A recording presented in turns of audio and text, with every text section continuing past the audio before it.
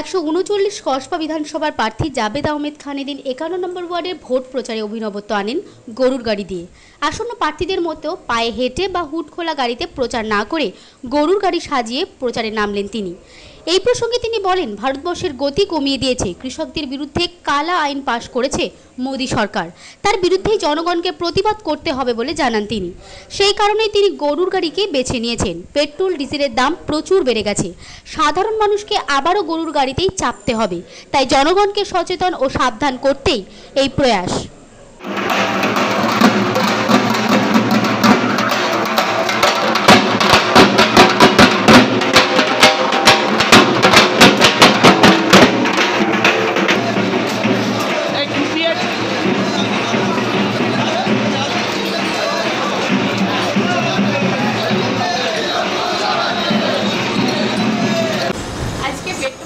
দাম বৃদ্ধিতে কি গরুর গাড়ি অভিনব করতে দেখলাম আপনার র্যালিতে, কি বলবেন দাদা?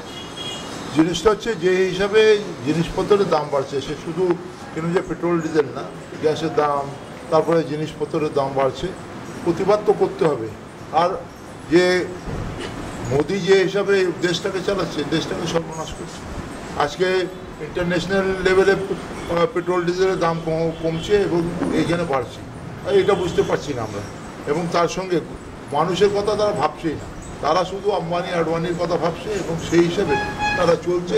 আজকে আমাদের মামাটি মানুষের নেত্রী মমতা ব্যানার্জি তিনিই কিন্তু প্রতিবাদ করেছেন। সেই প্রতিবাদের কিরকম যে শুরুয়াত অনেক আগে হয়েছে, আমরা আজকে তাকে একটু আরও এগিয়ে নিয়ে গেছি।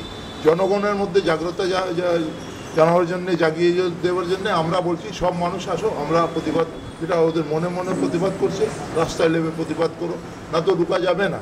আজকে হট্টকারী যে ব্যবস্থাটা সারা ভারতবর্ষের মধ্যে চলছে, আগে কৃষকদের দেখুন, আইন 3টে কালো আইন পাস করেছে, সেইখানে কৃষকরা রাস্তা প্রতিবাদ করছে।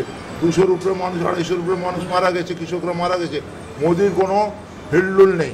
আজকে প্রতিবাদ আমরা সেটা করছি, কালো কৃষক আইনের বিরুদ্ধেও সেই সমর্থনে করছি। যারা কৃষকরা আন্দোলন করছে তাদের আজকে এই জিনিসের মূল্য বৃদ্ধি যে হচ্ছে তার বিরুদ্ধে আমরা প্রতিবাদ করছি। মানুষকে বলছি আসুন, একসঙ্গে আমরা সংঘবদ্ধ হয়ে প্রতিবাদ করি। বাংলায় রাস্তা দেখাবে, আগেও বাংলা রাস্তা দেখিয়েছি, এখনও বাংলা রাস্তা দেখাবে। What Bengal things today, rest of India things tomorrow, এটাই আগের কেন যে ফ্রেজ আছে, সেই জিনিসটাই আজকে আবার আমরা শুরু করেছি এবং আমরাই পথ দেখাবো, আমরাই মোদিকে রুখতে পারবো সারা ভারতবর্ষের মধ্যে। আজকে শরদ পাওয়ার বলছে, মমতা ব্যানার্জি তুমি লড়ো, আমরা আসি তোমার সঙ্গে। অখিলেশ বলছে লড়ো, আমরা আসি। আজকে তেজস্বী বলছে লড়ো, আমরা আসি। স্টালিন বলছে লড়ো, আমরা আসি।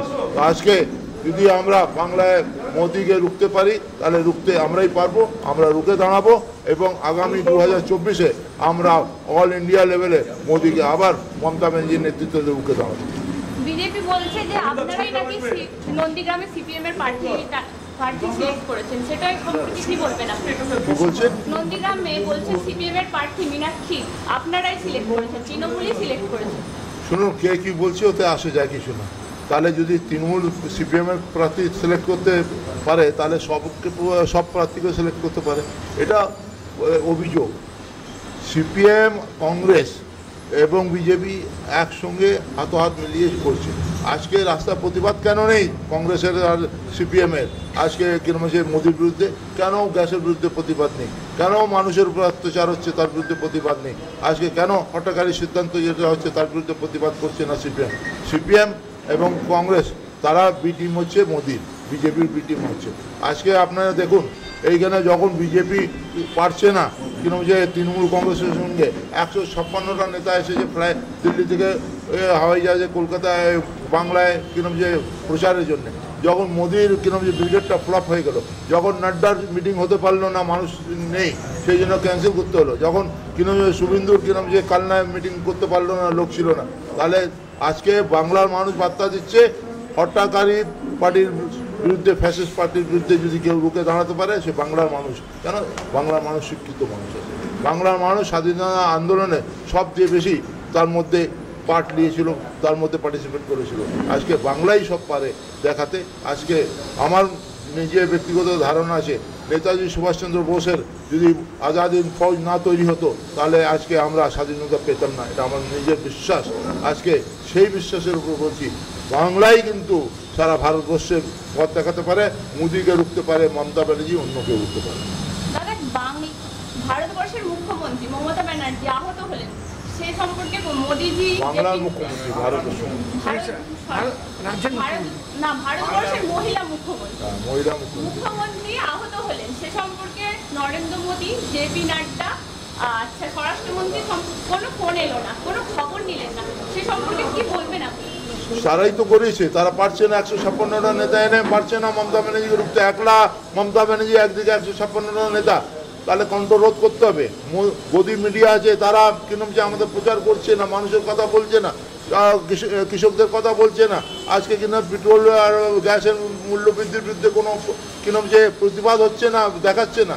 তাহলে আজকে মমতা ব্যানার্জিকে রুখতে গেলে, তাদের কণ্ঠ রোধ করতে গেলে কী করতে হবে? তাদের উপর আক্রমণ করতে হবে, আক্রমণ করে যাতে হসপিটালে থাকে, আর এখানে তারা কিরকম যে নিজের প্রচার করে বাংলার মধ্যে অশান্তি সৃষ্টি ক্রিয়েট করে। কিন্তু মমতা ব্যানার্জি আছে, সে বলেছে আমি হুইল চেয়ারে প্রচার করব, প্রতিবাদ করব, রাস্তায় লাভবো। তাহলে আজকে তারা পারবে না মমতা ব্যানার্জিকে আটকাতে। তারা আক্রমণ করুক, তারা কিরকম সে যাই করুক, কিন্তু মমতা ব্যানার্জি আজকে বাংলার শুধু না সারা ভারতবর্ষকে রাস্তা দেখাচ্ছে, দৃশ্য দেখাচ্ছে। কিন্তু প্রতিবাদ কীরকম করতে হয়, লড়াই কীরকম করতে হয়, ভয়ে না খেয়ে আজকে সিবিআই, ইডি সব লাগিয়েছে, তারপরে মাথা নত আমরা করি। কি বলবেন মানুষকে বলবো, আসুন মমতা ব্যানার্জি পথে লড়াই করছে আপনাদের জন্য, মূল্য বৃদ্ধির জন্যে, যে মোদির হটকারী সিদ্ধান্তের বিরুদ্ধে যেটা প্রতিবাদ করছে, ভারতবর্ষে কোনো অন্য জায়গা হচ্ছে না। সেই প্রতিবাদে আপনারা সঙ্গবদ্ধ হয়ে আমাদের সঙ্গে থাকুন। আমরাই পারবো, আমরাই রুখতে পারবো, আর আমরাই মোদিকে আগামী 2024-এ দিল্লি থেকে বিদায় দিতে পারবো।